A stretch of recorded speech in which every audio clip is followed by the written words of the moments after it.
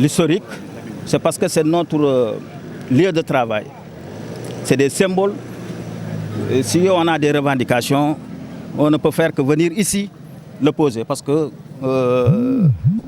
ça a débuté ici. Les revendications sont simples parce que c'est tout simplement de demander à l'État à ce que ce problème soit vidé, ce problème des pensions, naturellement, parce que c'est des cotisations déjà cotisées par les travailleurs, par travailleurs et par employeurs. Et ça n'a pas été versé. Cela a entraîné des faibles pensions, d'une part. D'autre part, il y a des camarades qui ne figurent pas au niveau de l'IPRES. Et cela ne peut plus perdurer parce que c'est des vieillards maintenant. Ça a duré, c'est une revendication qui date, mais ça ne reste que la finalisation et qu'on avait les promesses naturellement du président Bassirou Diomaye Diakhar Faye et de son premier ministre Ousmane Sonko lors de son passage à Thiès. Et cela, nous attirons l'attention du premier ministre pour qu'il nous aide à vider ce problème. C'est ça le but de notre réunion aujourd'hui. Le blocage, je pense que c'est le ministre des Finances, Cheikh Diba. Il était là-bas au temps du président Macky Sall. Macky Sall, le président Sall avait donné l'instruction pour que ce problème soit vidé. Il était là-bas, il est témoin. Pourquoi il hésite à régler ce problème-là? Mais c'est des cotisations. Parce que nous, les travailleurs, tout ce qui nous lie avec l'État, on l'a respecté. L'État a pris des décotes sur nos dus. C'est-à-dire tout ce qui est rappel et tout. Ils ont pris des décotes. Donc les travailleurs ont fini avec l'État. Pour le respect des droits, l'État doit de retour respecter les droits des gens. Et aujourd'hui, c'est des vieillards de Dakar à Thiès, de Thiès à Tamba, jusqu'à Kidira. Ça ne peut pas durer. Le Premier ministre a donné des instructions. Il avait dit à Thiès que je vais instruire le ministre des Finances. Nous demandons à monsieur le ministre des Finances pour que ce problème-là soit vidé avant que les gens n'aillent occuper les... Parce qu'on n'a que les infrastructures ferroviaires, parce que nous sommes des cheminots. On ne peut pas liquider la régie des chemins de fer, liquider la SNCS, liquider, payer les ABR et tout, et ne pas payer les travailleurs. C'est pas possible. C'est pas possible. C'est ça, naturellement, notre présence ici. Et vous comptez faire quoi exactement? Non, si l'État ne tarde à réagir encore? Nous demandons l'État. C'est une demande pressante au niveau du président Bassirou Diomaye Diakhar Faye et de son premier ministre Ousmane Sonko, qui avait déclaré à Thiès solennellement que ce problème, un État responsable ne doit pas accepter ça. Donc, nous les demandons d'accélérer le problème, parce que les gens ne peuvent plus. Vous savez, il y a une semaine, on a perdu 7 camarades. Les camarades traînent des pathologies graves. Ils n'ont pas les possibilités de survenir à leurs soins, parce que c'est cher. Vous savez, les retraités, c'est eux qui gèrent les maisons. Parce que c'est difficile dans ce pays. C'est difficile partout, mais naturellement, dans ce pays, c'est difficile parce que c'est les vieux, c'est les retraités qui gèrent les maisons. Les jeunes ne travaillent pas. Donc, nous les invitons en tout cas solennellement, dans le cadre du respect, pour que nos autorités, le chef de l'État en tête, et son Premier ministre, pour qu'il nous aide pour que ce problème soit vidé. Et sur ce, nous remercions notre secrétaire général Modi Guiro. Naturellement, il nous a toujours aidés pour conduire cette revendication. Nous remercions le député Amoudouba aussi. Vraiment, on le remercie. Il a tout fait, hein? C'est son droit, mais quand même, c'est son devoir, mais quand même, il a tout fait. Il ne peut pas dépasser ce qu'il a fait. Bon, nous remercions aussi le directeur actuel des chemins de fer, Ibrahim Ba. Vraiment, c'est ça ce que je voulais dire. C'est des centaines, c'est des centaines. Il y a beaucoup de camarades qui ne peuvent pas percevoir leur cotisation de presse. Parce que naturellement, il y a des erreurs, ils ne figurent pas au niveau de l'IPRES. Et les cotisations, je vous ai dit, les reversements des cotisations des travailleurs n'ont pas été respectés. Est-ce que vous avez contacté l'IPRES pour savoir les raisons? Si, on a fini avec l'IPRES. Ce que nous attendons aujourd'hui, c'est le paiement. D'ouvrir des commissions pour qu'on fasse les paiements pour les travailleurs. On a fini, depuis 2021, on s'est réunis avec l'IPRES, on a tiré toutes les grandes lignes de ce problème. Voilà, merci beaucoup.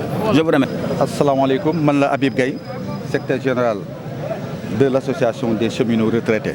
waaw xeex bi dafa am lu ñu naqari ndax dañoo arrêté woon ndax plan d'action la bu ñu yoroon ñu arrêté ko bi ñu ko arrêté ndax danoo amoon yaakaar ci nguur gu bees gi ndax premier ministre Ousmane Sonko dafa ñëw fii à Thiès am lu mu wax daan ni un état responsable du bàyyi mukk lu mel nii ay mag yu liggéey ba retraité kenn verserul leen seen i cotisation IPRES kenn fay leen seen pension bi mu waxee loolu nag mais ñun ñëpp la suñ xel dal gars yi arrêté plan d'action bi nii nan bàyyi comme premier ministre bi wax na incha allah ragal naa ni dans peu de temps dina ko wax nee na dina instruire ministre des finances pour que rapidement mu régler affaire bi ak IPRES wooñu ñu fay ñu mu jeex.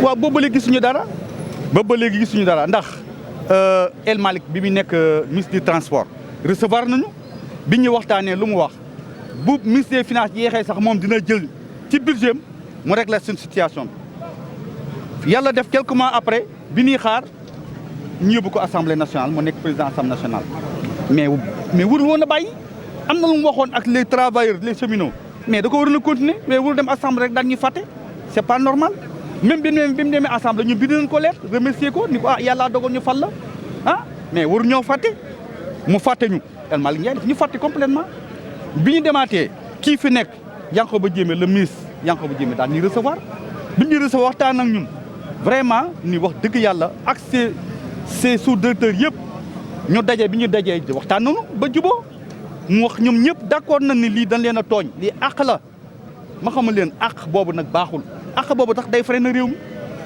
carrément baaxul ay honnête travailleurs ñu liggéey ba retraité ñii dem nañu IPRES ñuy leen wax dëgg yàlla cotiser ñu leen dara ñii 5 ans leen versé ñii ñu versé leen 10 ans kooku ban pension ngay am doo am dara léegi bi ñu waxtaanee ñu ni ñoom léegi dinañ ko réglé Yankhoba Diémé loolu la wax à l'approche de la tabaski bi ak tabaski desee ñaari fan ñëw na fii Thiès ci gare bi mu ñëwee mënuñu affaire bi bougé na tuutee ci des bu soobee yàlla buñ tabaskee bu noppi dinaa leen woo ñu waxtaan ñu finaliser mais ban tabaski ba léegi kañ la léegi mat ñaari weer kenn gisu ko mais loolu baaxul loolu war ay nit la ay mag yi jëm tas yaakaar ay mag la mais loolu jaaduwul. lu mu gën a gaayoo sunu koppar nu bëgg nan ñu fay son pension ñu toog heure bi daf ñu waroon a fekk gars yi nekk ci jàkka yi dégg nga di ñaanal Sénégal jëm ci kanam mais waruñoo nekk fii tey génn tey di yuuxu pour ñu fay ñu mais loolu baaxul un état responsable warul seetaan loolu te ñoom ñoo ko wax comme ñoom état bu toll ni ñoom kon nan fàttaliku kàddu googu ñu waxoon un état responsable warul bàyyi lii kon ñu ngi leen di invité lii ñu réglé ko balaa muy ëpp loxo parce que gars yi sësanu gis ngeen gars yi assemblée nationale la gars yaa ngi nii suñu ginnaaw dégg nga bu ëppee loxo nag bu ëllëgee nan xam ne les conséquences ñoom la parce que ñun li ñu war a wax nañ ko li ñu war a def nañ ko bu ëppee loxo nag ci ñoom la ñun sës nañu nag rëkk am la yoo xam ne nag fa nga mën a yem nga yem mooy nan ñu fay nan ñu woo ñu fay ñu Yankhoba Diémé la nga wax respecté ko ay mëgg jëm doo wax ak ñoom jox leen rendez-vous leen buñ tabaskee ba noppi daa leen woo ñu finaliser ba tabaskee ba léegi kenn mënatu laa jot même ñi nga xam ne say collaborateur na dañ leen woo wax leen ministre bi ne leen yëf yi jot na te li jot na gannaaw dee semaine bii rek li dee ci ñun mat na lu mat 7 personnes ci wàññeeku mat na lu mat 7 personnes loolu dafa metti tey moo tax sax ba léegi ñu ngi leen doon ñaanal parce que dafa metti ñii am na ñoo xam ne mënatu ñoo dox ña seen kër tëdd feebar très sérieux vraiment affaire bi ni mu méttee sax ñu mënuñu koo wax fii rus nañu koo tax si di wax yenn ci ñenn nga xëy ay nit xëy mënuñu joxe dépense ay nit xëy ci nga waay non mais sa waay yëf yi ni mu méttee mënuñu leen koo xam moo tax ma le gars yi dañoo sës un lion blessé nag attention de kon nañu digg monsieur le ministre Yankhoba Diémé régler lii monsieur le ministre premier ministre Ousmane Sonko la nga waxoon Thiès yaa ko waxoon kenn seexaloo la lem yaa ne un état responsable warul seetaan lii di nga wax sa ministre des finances mu régler lii kon ministre des finances Cheikh Diba bu fekkee Ousmane Sonko wax la woon Ousmane Sonko wax na lii yow wala moom ki nga xam te nag moo deful lu dul yoon na ko rectifier yéen ñaar régler leen situation bii parce que yéen a war a joxe ordre Cheikh Diba li ko président kii wax woon yow yaa fi nekkoon ci jamonoy Macky Sall dégg nga yaa fi nekkoon donc actuellement li jot na régler leen situation bi mu jeex. merci beaucoup. li mu wax léegi dëgg la maa ci mag dama ko vivre cette association ci ñi ko formé ci laa bokk nous avons toujours lutté. waaw waaj baal ngeen baal ma àq daf ñuy yóbbaale xeex nañu ba tàyyi lii ñun ñoo ko taxawal depuis 1965 j'ai dit que ci laa ñëw fii ci chemin de fer bu ma yàlla di may ba léegi ma toog ba léegi yàlla moo ma ko may mais kon nag bu ma fekkee cette situation là damay continuer di xeex parce que xeex lañ ñun sunu patriotisme ñun en tant que cheminot c'est nous qui avons ñun ñoo jox indépendance Sénégal durant la grève de 47 particulièrement l'Afrique kon ñun loolu la ñu def ci ñun buñ ko defee ci ñun dañuy continuer di xeex bi lan la woon du dara lu dul rehausser des fonctionnaires ñun nag du ñu ay fonctionnaires nous sommes des agents temporaires recrutés dûment recrutés ñu jël leen ci yaan wu jaadu jox leen ay contrat ñuy liggéey comme ñëpp kër gi bu dul woon ñun tey dootul soqaliku kenn dootul wax chemin de fer metti woon na nous avons refait les wagons metti woon na ñun ñoo defaraat raay bi metti woon na ñun ñoo fi nekk ces jeunes que vous avez ñi ngay gis fii ñii ñoo fi nekkoon di dawal saxaar yi di defaraat raay bi kon bu loolu demee ba moom ci boppam ñu ñëw pour un gouvernement bu bees war a mën na am ñoom fu ñu teg seen tànk war a mën a am yaakaar ci chemin de fer boobu ñun la suñu pension de retraite rek la ñuy yoral du lu ñuy ñaan nag dañuy wax nañ ñu ko jox ci yoon ñu moom ko parce que ñoo ko moom ñun ñoo ko ñàkk suñu salaire la ñu génne dagg ci ne lii mooy sa pension de retraite mais delloo wuñ ñu ko gouvernement nag continuité ñoom ñoo am habitude di ko wax comme dañuy jub ñoom di jubantil mais nañ ñu jubantil suñu pension yi ñu koy ñaan monsieur le ministre di ko ñaan monsieur le président am nañu yaakaar ci yéen ñun kat am na ñeneen ñu fi nekkoon di ñu tappal bi ñu demee ba vers la fin bu ñu leen tàllaloon loxo dinañ ko régler ñoom mais nous avons refusé parce que xam nañu li nekk ci réew mi moo tax yéen ngeen ñëw kon ngeen war ko lijjanti ñu ngi leen koy ñaan jërëjëf